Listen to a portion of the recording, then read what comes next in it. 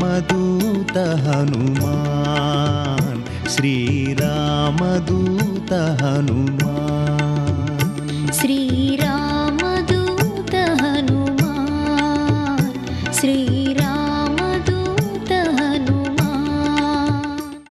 నేను సంపాతిని, నాకు విశేషమైనటువంటి దృష్టిశక్తి.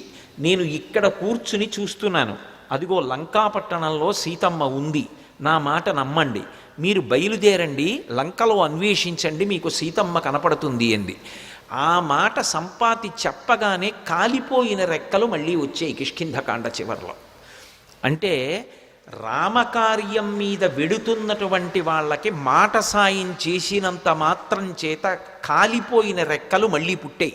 తెగిపోయిన రెక్క పెరగచ్చు, ఊడిపోయిన రెక్క మళ్ళీ అంటించచ్చు, ఏదో శస్త్రచికిత్స చేసి.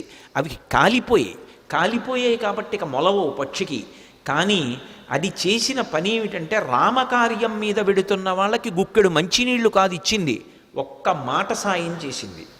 మాట సాయం చేసినంత మాత్రం చేత కాలిపోయిన రెక్కలు వచ్చాయి. అంటే రామ కార్యం మీద వెడుతున్న వాళ్ళకి చేసేటటువంటి ఉపకారమునకు ఉండేటటువంటి బలం, రామ కథ తెలిసో తెలియకో చెప్పుకున్నంత మాత్రం చేత కలిగేటటువంటి ఫలం ఆవిష్కరించారు కిష్కింధకాండ చివరిలో. కాబట్టి ఇప్పుడు సంపాతి వాక్కులు విని వాళ్ళందరూ దక్షిణ సముద్రానికి ఉత్తర తీరంలో కూర్చున్నారు.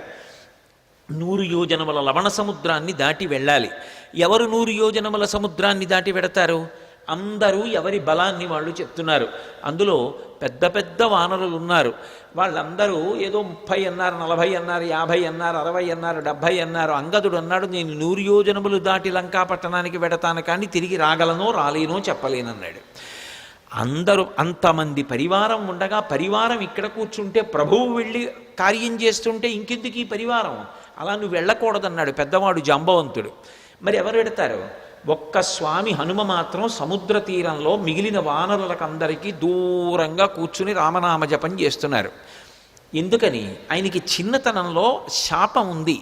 దేవతలందరూ ఇచ్చినటువంటి వరముల చేత విపరీతమైన బలం ఏర్పడిపోయింది. ఆ బలం ఏం చెయ్యాలో తెలియక చిన్నతనంలో మహర్షులు మడిబట్టలు ఆరేసుకుంటే వాటిని చింపేసేవారు, యజ్ఞకుండాలు కనపడితే తిరగతోసేసేవారు. ఇప్పుడు ఈ పిల్లవాడికి ఇంత బలం అనవసరం, వీడు పెద్దవాడైన తర్వాత వీడికి అవసరం వచ్చినప్పుడు గుర్తొస్తే చాలని వాళ్ళు శేపురీరం రఘుశ్రేష్ఠ నాతి క్రుద్ధాతి మంజవ అంటారు ఉత్తరాఖండలో. వాళ్ళు ఏం కోపంతో కాదు, ఇప్పుడు ఇందుకు ఈ పిల్లాడికి ఇంత బలం, అవసరం వచ్చినప్పుడు గుర్తొస్తుంది. ఈ పిల్లవాడి బలాన్ని వీడికి మళ్ళీ జ్ఞాపకం చేస్తే వీడికి జ్ఞాపకం వచ్చి శాపం పోతుంది అని శాపం ఇచ్చారు. సర్వం శ్రీ ఉమామహేశ్వర పరబ్రహ్మార్పణమస్తు. స్వస్తి.